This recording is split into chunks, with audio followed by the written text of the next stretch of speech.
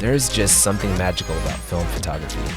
Not only is the retro aspect of it fun, but the process of just waiting for your photo to develop can send chills down the spines of any avid photographer. What is up, my fellow film aficionados? Raf here from B&C Camera, and whether you're shooting for the first time or looking for some suggestions, in this episode we'll be discussing films you can use for your camera. Alrighty, so first of all, let's understand the different types of film stocks.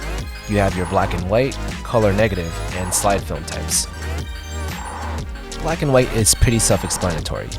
The film is stunning, nostalgic, and breathtaking. Next up is your color negatives, which is your tried and trues. Go back in time and remember going to your local drugstore when you would pick up the film. Color negative films give you negatives and prints. Color negatives are the golden standard for most photographers. One of its disadvantages is that it can be hard to develop.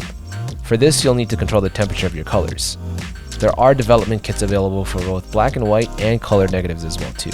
But photo development is an art form in and of itself, so we'll get to that in another episode. And lastly, we have slide film. Slide film is a bit more technical and pricey. Factor the cost and the specific chemicals required to develop the slide film, and all those things will start to rack up. It's even more so compounded if you don't have a slide film projector lying around. Definitely not recommended if this will be your first go around with film, despite how cool it is to have a miniature photo you can see in a little slide. Alrighty, here's some things to consider before purchasing your film. You've got film speed, the film stock aesthetic, and how exactly you're going to develop your film. Now, film stocks will have a pronounced box speed. This box speed will be your ISO or ASA.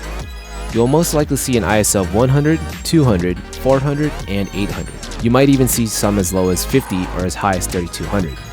Now, if you're familiar with photography, you will know that ISO represents how the film reacts to light.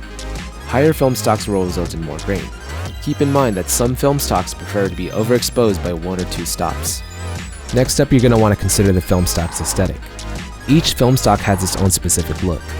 Consider the event and location you'll be going to before you load up your film. On that same topic, most film stocks have either 27 or 36 exposures. Shots, if you will.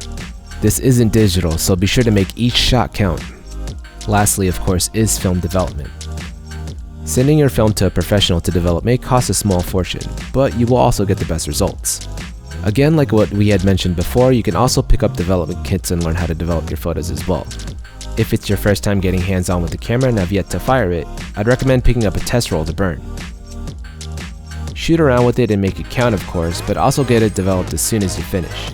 That way, if for some reason your photos have some strange things going on with it due to an issue with the camera, you're not out of an expensive and significant roll. Alrighty, with that out of the way, we can go ahead and discuss with you some film stocks. Let's go ahead and discuss what we have from Kodak's side of the house.